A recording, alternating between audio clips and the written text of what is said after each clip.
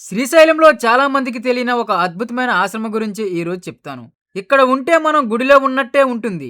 రుద్రాక్ష మఠం పక్కన ఉండే మౌనస్వామి ఆశ్రమం భక్తులకు ఒక వరం. నిత్యాన్నదానం, సాత్వికమైన వాతావరణం, పరిశుభ్రమైన గదులు. ఫ్యామిలీతో వెళ్ళే వాళ్ళకి ఇది బెస్ట్ ఆప్షన్. హోటల్స్ వద్దు అనుకునేవారు ఇక్కడ ఎలా ఉండాలో తెలుసుకోవాలంటే ఈ వీడియోని చివరిదాకా చూడండి. నేను మీ Satyababu. Welcome to Satyababu stories. Srisailam ద్వాదశ జ్యోతిర్లింగాలలో ఒకటి మరియు అష్టాదశ శక్తిపీఠాలలో ఒకటి. ఇక్కడకు ప్రతిరోజు వేల సంఖ్యలో భక్తులు వస్తూ ఉంటారు. ముఖ్యంగా శని, ఆదివారాలు మరియు పర్వదినాల్లో దేవస్థానం రూములు దొరకడం చాలా కష్టం. ప్రైవేట్ హోటల్స్లో ధరలు సామాన్యులకు అందుబాటులో ఉండకపోవచ్చు. అందుకే చాలామంది సత్రాలు లేదా ఆశ్రమాల వైపు చూస్తారు. అలాంటి వారికి ఒక చక్కటి గమ్యం మౌనస్వామి ఆశ్రమం. ఈ ఆశ్రమం ప్రధాన దేవాలయానికి కొంచెం దూరంలో ప్రశాంతమైన వాతావరణంలో ఉంటుంది. శ్రీశైలంలో రుద్రాక్ష మఠం చాలా ప్రసిద్ధమైనది. ఇక్కడ ఒక పురాతనమైన రుద్రాక్ష చెట్టు ఉంటుంది. ఈ మఠానికి అతి సమీపంలోనే మౌనస్వామి ఆశ్రమం ఉంటుంది. ఇది ప్రధాన గుడి నుండి సుమారు 2-3 కిలోమీటర్ల దూరంలో ఉండవచ్చు.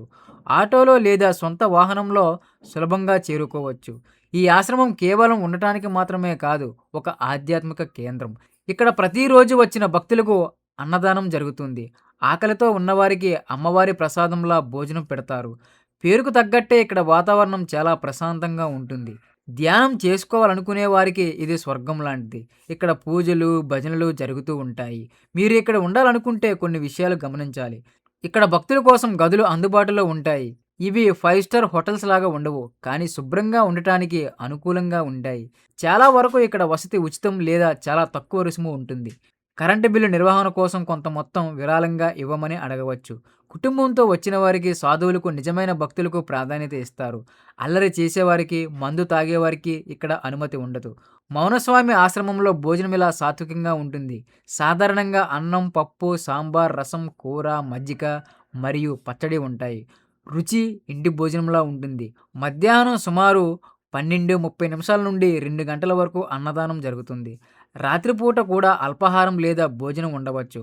ఆశ్రమంలో భోజనం చేసేటప్పుడు వృధా చేయకూడదు అనేది ప్రధాన నియమం. మీరు మౌనస్వామి ఆశ్రమంలో ఉంటే పక్కనే ఉన్న రుద్రాక్ష మఠాన్ని తప్పకుండా సందర్శించాలి.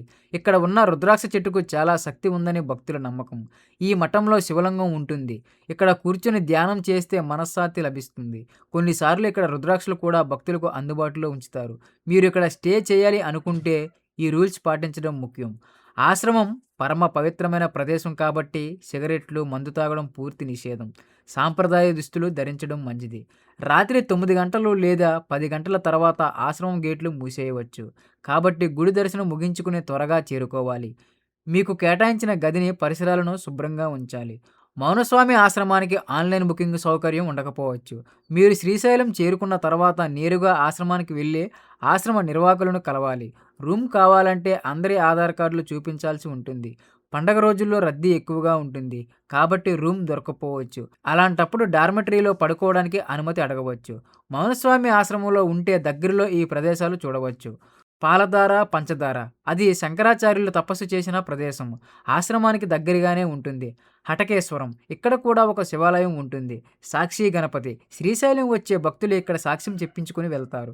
శ్రీశైలం వెళ్ళేది దైవ దర్శనం కోసం, విలాసాల కోసం కాదు అనుకునే వారికి మౌనస్వామి ఆశ్రమం ఒక వరప్రసాదం. రుచికరమైన ఉచిత భోజనం, ప్రశాంతమైన నిద్ర, దైవ చింతన. మీరు శ్రీశైలం వెళ్ళినప్పుడు దేవస్థానం రూమ్స్ దొరక్కపోతే నిస్సందేహంగా రుద్రాక్ష మఠం దగ్గర ఉన్న ఈ ఆశ్రమాన్ని సంప్రదించవచ్చు. అక్కడ ఉండే ఆధ్యాత్మిక వాతావరణం మీ యాత్రను మరింత విజయవంతం చేస్తుంది.